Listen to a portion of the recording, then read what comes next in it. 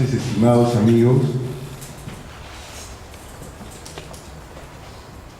Soy muy sentimental y después de esta presentación, por supuesto que soy además un subalterno de la gratitud. Hace mucho tiempo creo que agradecer es una de las virtudes más importantes, porque necesitamos una buena dosis de reconocimiento, de desprendimiento y de humildad.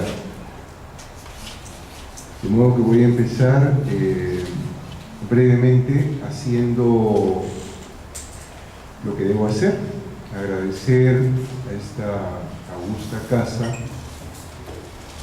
Es la primera vez que tengo un acto público acá en la Casa de la Literatura. Yo venía desde los años 60 y 70 a hacer mis viajes no por mar sino por tierra, cuando era una estación de tren. Quiero agradecer a Milagros, que fue tan generosa y de manera inmediata nos ofreció el lugar para presentar el libro. Por otro lado, con los años uno va volviéndose, muchos vamos volviéndonos impacientes, y este libro del Capitán me puso a prueba, porque probablemente de todos los libros que he publicado es el que más tiempo esperó, y me tenía muy inquieto porque atravesó diversas editoriales, algunas promesas incumplidas, hasta que afortunadamente conocí a Marco y a José,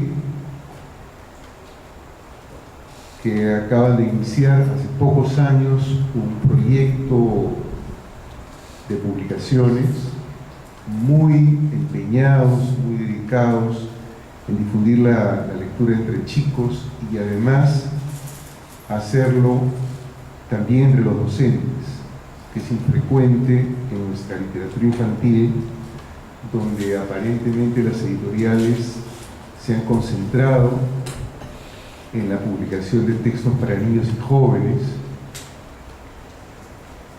despreocupándose del trabajo que tiene que hacerse con docentes, cuando son ellos los gestores principales de este trabajo cotidiano y esforzado de los niños, los que van a compartir el placer, si lo tienen, o el hábito, si lo tienen, de leer. Pues Arsán ha inaugurado también una carpeta docente, y a través de esta carpeta van a publicar títulos que van a constituir seguramente pronto una biblioteca docente indispensable para los maestros tan desatendidos por nuestro sistema educativo. Mi gratitud para Arsán y para José y Marco. Por eso insistí tanto de que José nos acompañara en la mesa, porque me parecía indispensable que él participara desde acá, desde la borda, que mirara desde el castillo de popa a la tripulación. También quiero agradecer a May, que en realidad ha sido una especie de almiranta del barco, porque era un libro excesivo. Cuando preparé el primer tomo, en algún momento en el curso de la preparación advertí que me estaba desbordando, era como si hubiera perdido la brújula, porque el libro resultaba demasiado copioso. Entonces tomé la decisión de separar la literatura extranjera de la literatura nacional, y apareció el primer tomo. Me pareció también una buena ocasión para contar algunas anécdotas que he tenido como profesor. Tengo muchos años en la docencia, he pasado por todas las instancias de la docencia, la primaria, la secundaria, las academias universitarias. Me acabo de encontrar ahora con un amigo del fin de los 70, enseñábamos juntos en una academia preuniversitaria. He enseñado en la universidad, pregrado, posgrado, siempre lo digo, me faltó la experiencia de ser un profesor de colegio estatal y me faltó la experiencia de ser un profesor de una escuela de provincias. He tenido muchos vínculos docentes en provincias y también en la capital, profesores de colegios estatales, pero no he tenido esa práctica continua, estar en la cancha de un aula, de un colegio del Estado.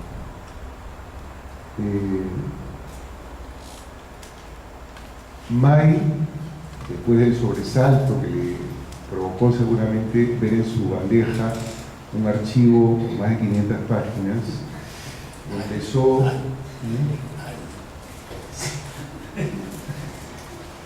casi abandonó el barco, pero no, estuvo trabajando con el rigor, la acuciosidad, la lucidez que ustedes han visto ahora de su texto. Además, su texto, además de este rigor y esta lucidez, tiene esa dosis de lirismo que es propio en el oficio de poeta que ella ejerce. Y ha hecho un trabajo estupendo de edición, porque a mí yo me veía sobrepasado por ese libro, ¿no? Pensé que lo tenía listo, pero en realidad no lo tenía listo, y hemos tenido que hacer algunos ajustes, ¿no? Ajustar las cuadernas de la nave para echarlo al mar. Sigue siendo un libro voluminoso, tan voluminoso más creo que el primer tomo. Y bueno, ella ha hecho un análisis exhaustivo del contenido del libro y le estoy muy agradecido a May por eso y también por su amistad, porque la conozco hace muchos años, muchísimos años, desde San Marcos, diría, estos años de estudiantes universitarios y combativos de San Marcos. Ella más combativa que yo. Hasta ahora. Y luego quiero agradecer también una figura que lo ha reconocido Ricardo ahora. No hemos tenido una cercanía ni una frecuencia que a mí me hubiera gustado, seguramente hubiera aprendido mucho más de él, de lo que he aprendido, porque he aprendido mucho de él. Nunca fui su alumno en el aula, nunca he sido un alumno convencional de Ricardo, pero he sido un alumno silencioso en las páginas del diario, y luego del diario del Comercio.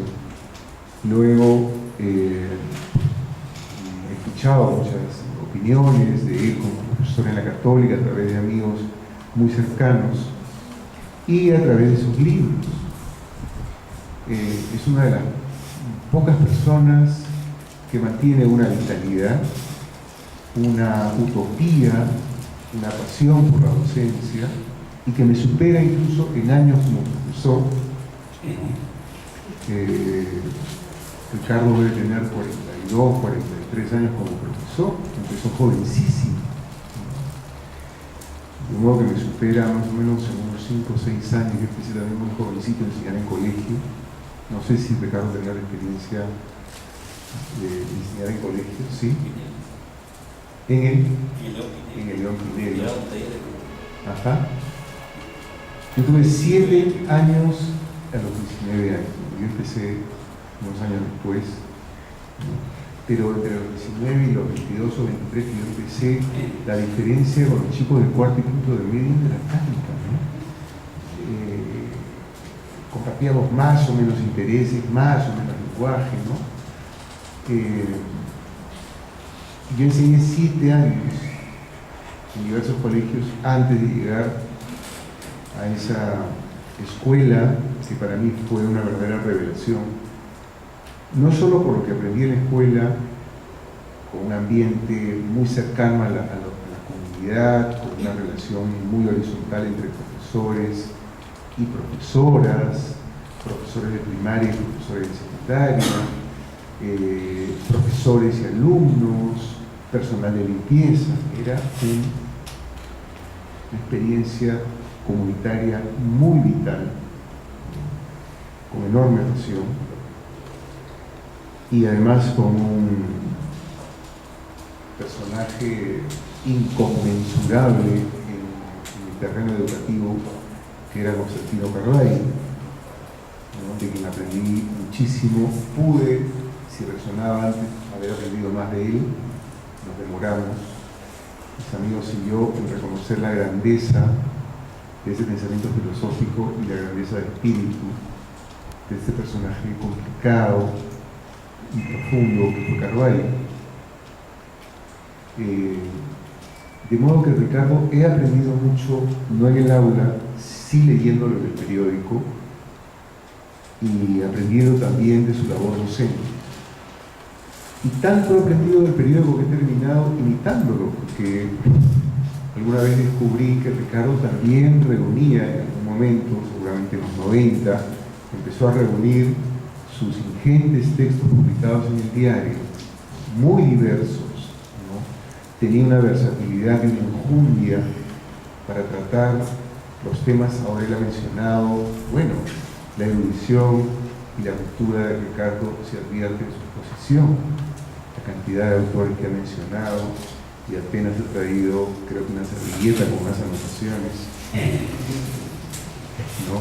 Porque no necesita más, ya es un maestro ducho y con un bagaje de lectura impresionante que no solamente abarca Joyce o Cervantes o Shakespeare, que es normalmente lo que les gusta mencionar a los intelectuales, sino también los cómics, ¿no? Los intelectuales son a veces un poco tramposos cuando hablan de lectura, de sus primeras lecturas, y yo leía Chekhov, ¿no? O yo empecé leyendo la Divina Comedia, ¿no? Me acuerdo de la edición ilustrada por Doré, ¿no? Y no creo que sea cierto, yo creo que nuestra generación 60s y 70s nos hicimos como lectores también leyendo las historietas, los chistes que se pedían, se vendían en los kioscos y que merecen un homenaje a esas historietas, ¿no? Desde luego, con un ojo leíamos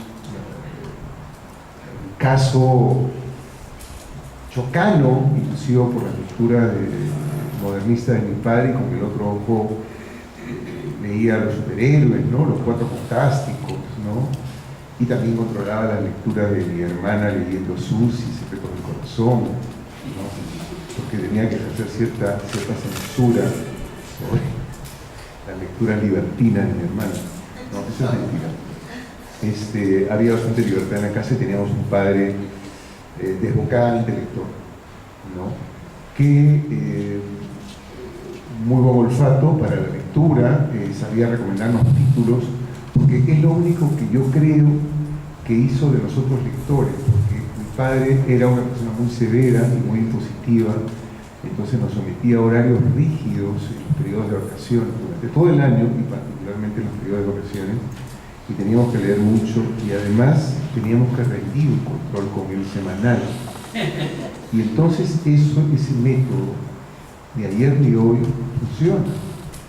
Pero nosotros veíamos que además de tener una enorme biblioteca mi padre leía, paraba buena parte del día en la casa ensimismado en sus lecturas, y nosotros sospechábamos que detrás de esa actitud de este hombre sumido en la lectura, buceando en esas páginas misteriosas, la lectura debía ser algo importante para que el padre permaneciera tantas horas en silencio, ¿no? Y para que además se decidiera porque nosotros leyéramos. Entonces esa idea subyacente, ¿no? De que la lectura era algo misterioso y valioso, ¿no? Y que además mi padre ejercía de manera cotidiana la lectura, hizo que nosotros leyéramos, terminó siendo mucho más importante que el decreto de leer, que es como ahora se trata de imponer la lectura por decreto, ¿no? Y se llega a la exacerbación de que no solo se debe leer, sino que además se debe leer con placer, ¿no? Y eso como un mandato imperioso de profesores que lamentablemente no leen como quisiéramos, tampoco escriben. Sería bueno que junto con un plan lector hubiera también un plan de escritor. La lectura, el otro lado de la moneda del lector, el escritor. Borges se ufanaba diciendo: no me juzguen como escritor, yo soy sobre todo un lector, ¿no? El que escribe sabe que hay que desarmar el lenguaje. Para degustar el lenguaje hay que disgregar los sabores del lenguaje, ¿no? Es como cuando yo tengo las papilas muy toscas, yo soy incapaz de reconocer dos sabores en un plato, ¿no? Yo simplemente como el plato que tengo al frente siempre y cuando me asegure que es nutritivo. Pero soy muy duro para discernir sabor, ¿no? En cambio, alguien en casa prueba con el cucharón de palo y puede distinguir los múltiples sabores, incluso la dosis que tiene de guión o de, no sé, de tantos ingredientes, ¿no? Y el que escribe consigue desarmar este mecanismo que es el complejo que es el lenguaje, ¿no? Y no para conseguir solo ese refinamiento de que veo, sino también para contaminar el lenguaje con el habla de todos los días, con lo cotidiano, que es lo que consigue registrar Cervantes, con lo cotidiano, con la picaresca, con el ingenio popular, ¿no? Con las palabras que se están pronunciando en ese momento y que probablemente no han obtenido ese prestigio literario de otras palabras de la que seguramente estaba repoblado el arsenal de Quevedo. Eso es lo que Ricardo ha llamado la exploración de la condición humana y del entorno, ¿no? En eso Cervantes sin duda es insuperable. Y Ricardo, volviendo a Ricardo, empezó a publicar sus textos tan visibles, tan versátiles sobre uno y otro autor y los convertía en libros. Entonces, probablemente, proponiéndome o no, yo he terminado imitando ese trabajo que ha hecho Ricardo, ¿no? De alimentarse de sus propios textos, ¿no? Replantearlos, vivirlos, ensamblarlos y convertirlos en un libro que pueda leerse con placer y con provecho. Y quiero agradecerle también a Ricardo, que no han sido nombres sacados de la manga o que me los produce el azar. Yo necesitaba un maestro, y necesitaba un escritor, y necesitaba un crítico acucioso, y necesitaba una poeta, y necesitaba una persona lúcida, y necesitaba dos cinéfilos, necesitaba dos apasionados por la vida. Entonces con ellos he conseguido todo eso. Muchas gracias a ambos. Mi vínculo con el colegio no ha cesado, yo sigo siendo, lo digo, un profesor de colegio metido de polizonte en un aula universitaria. Yo me he colado a la universidad, me he filtrado por alguna de las ventanas para continuar siendo un profesor de colegio, acostumbrado a llamarle tú a los alumnos, acostumbrado a esforzarme por recordar sus nombres de pila, acostumbrado hasta donde me ha dado el cuerpo a jugar pelota con ellos, a bromearme con ellos. Claro, yo he tenido que dejar algunas prácticas peligrosas, ¿no? Como jugar pelota con mis alumnos, pero lo he hecho hasta hace no muchos años, ¿no? Y esa vocación de profesor de colegio y ese talante de profesor de colegio, creo que se lo debo sobre todo a Carballo y a esa isla efervescente que espero siga siendo los reyes de todos. Por eso me duele enterarme de algunas cosas. Por ejemplo, me duele mucho cuando el año pasado o este año vi un cortometraje titulado Camino a la escuela, que trata de toda la peripecia que tienen que sufrir un grupo de niños para trasladarse de su hogar a la escuela. Hora y media de caminata.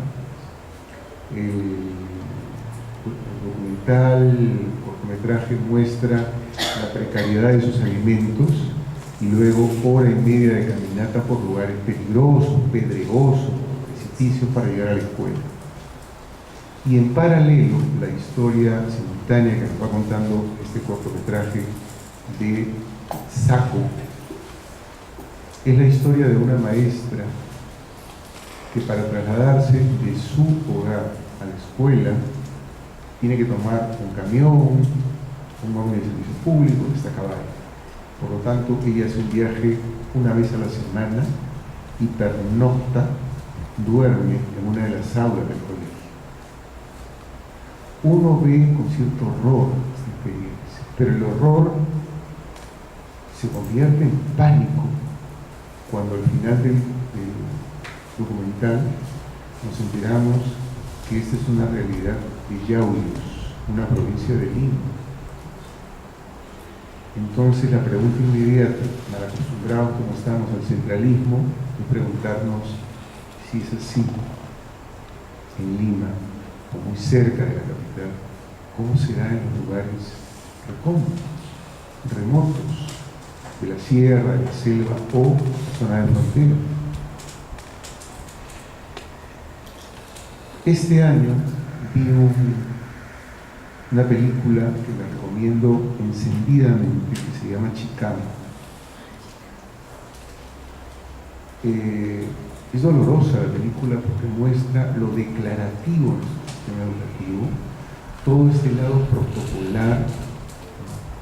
La primera toma de la película, la recuerdo muy bien, aparece un director, es una toma recortada media, que solo aparece hasta la cintura del director, hablando con un lenguaje muy ampuloso, rimbombante, en un tono marcial, aparentemente dirigiéndose a una población masiva escolar y seguramente mayores por el lenguaje que utiliza, y diciendo cosas como el colegio es un orgullo para el Perú, de acá han salido, han egresado grandes profesionales, ingenieros, arquitectos, médicos, ¿no? Y este colegio es un ejemplo noble de educación peruana. Y luego la cámara hace un pequeño paneo y nos muestra 12 o 13 niños que están en el aula, absortos, desconcertados, sin entender lo que dice el director, porque son unos niños del campo, ¿no? O del ambiente rural, que está en un aula muy precaria, que tiene como pizarra una mancha negra pintada en la pared. Y yo dije, Dios santo, esa es una radiografía de la educación del Perú, donde nos hemos acostumbrado a quedarnos, ahora lo hemos vivido a puertas del ingreso, ¿no?, a los colegios, han corrido para cumplir con las aulas, ¿no?, corren para que el programa de alimentación cumpla con su cometido, ¿no? Anuncian para este año una mejora en el presupuesto, que por cierto el presupuesto del Perú es uno de los más bajos de América Latina destinados a la educación, es la mitad de lo que es en Chile, probablemente la tercera parte de lo que es en Cuba, ¿no? Hay un decreto que obliga a las escuelas a aplicar el plan lector, pero no se le ha presentado a los docentes, ¿no? Bibliotecas casi no existen en los colegios, como tampoco existen a nivel regional ni municipal, ¿no? Hay una desolación de bibliotecas, y cuando he visitado bibliotecas de algunos colegios he encontrado depósitos de libros, no bibliotecas. Biblioteca es un lugar amable, actualizado, donde hay un profesional, un bibliotecólogo o una psicóloga o una bibliotecaria que asiste a los niños, que motiva a los niños, ¿no? Y no como me ocurrió una vez que entré a una biblioteca. Tengo varias experiencias con las bibliotecas escolares, ¿no? Orgulloso, director, porque tenía libros que eran unas joyas bibliográficas. No me pudo decir una sola joya bibliográfica, pero era una serie de papeles amarillentos. Entonces, esta imagen de museo antropológico, ¿no?, de lugar de castigo, de cámara de tortura inquisitorial, es lo que se convierte muchas veces en las bibliotecas. Otro caso, que recuerdo que llegué, esta es la biblioteca, me dijo muy ufano un director, y me hizo así, como un maestro de ceremonia, y me enseñó una vitrina grandecita que contenía libros. ¿Podría abrirla? Por favor, quiero ver qué acceso tiene. La llave, ¿quién tiene la llave? No encontraba. La llave la tenía el encargado de la limpieza. Creo que era el único que leía eso. Clamoroso lo que ocurre, y esta película Chicama, repito, vale la pena verla, es una película muy reciente de Omar Forero. Esta mañana llegó mi hija de Ayacucho y me mostró una grabación donde aparece un colegio de las Pampas de Quino abandonado. Quedan algunas pintas en la fachada y una pizarra. No hay una sola cartera. Una construcción en la que participó activamente la comunidad, y es un colegio abandonado a, no sé, 800, 700 metros de línea. Nos guste o no, a propósito de Ayacucho, Sendero nace de esta precariedad, de esta pobreza, de este abandono. Sendero nace en una universidad, la Universidad de Guamá. Sabemos bien, todos sabemos bien el trabajo que hizo Sendero con los maestros. ¿No? El año 91-92 yo realicé algunos trabajos de educación rural andina que me obligaba a viajar a Cuba, a Cusco y Puno. Y era un paisaje siniestro, y lo encontramos varias veces, llegar a una comunidad y encontrar la parroquia y la escuela incendiadas. El maestro, porque estaba haciendo un libro para niños de esas zonas y necesitaba entrevistarme con los docentes, maestras y maestros, no estaba. Había sido reclutado por Sendero y conducido hasta el monte, donde los reeducaba, los instruía. No se ha alterado mucho, o sea, no han cambiado mucho las condiciones. El año 2006 hubo una experiencia interesantísima con el Consejo Nacional de Educación, que emitió, debe conocerlo Ricardo, un plan educativo nacional que fue archivado, que era por primera vez en la vida republicana del Perú que se organizaba la educación con un alcance de 20 años o de 15 años hasta el 2021. Pues ese trabajo que lo he conocido de cerca, porque participaron algunos, bueno, participó Lu Jaime, participó Carvalho, y luego se hizo una edición para niños en el que participé yo.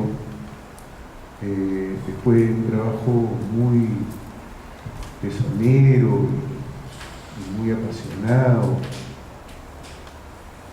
y muy inteligente y de mucho amor, este amor que reclamaba Basadre para los niños. Está ahora ese documento archivado,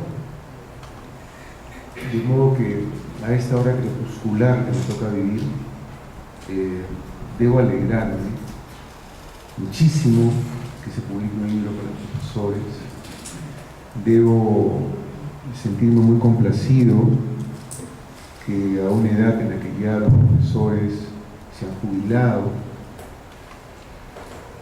la docencia es uno de los oficios que más pronto empieza a eclipsar, porque es tan fuerte la demanda que uno se cansa, se harta, la utopía que tuvo cuando empieza a ser profesor empieza a desvanecerse, ¿no? Yo no sé cómo hace Ricardo, yo no sé cómo hago yo, para mantenernos, no creo, somos unos Peter Pan, más bien, ¿no?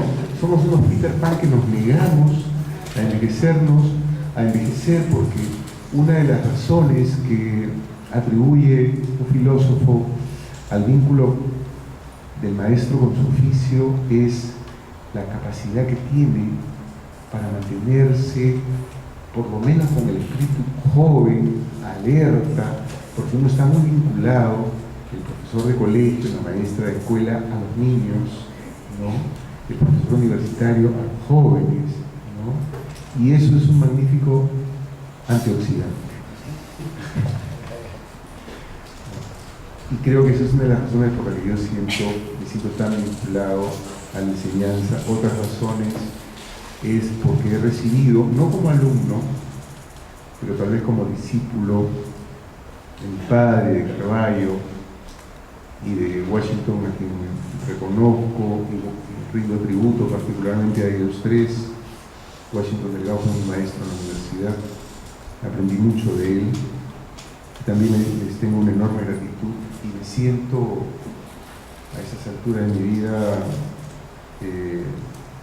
no del todo, porque si no voy a dejar de escribir, pero bastante satisfecho y todavía sigo remando contra corriente.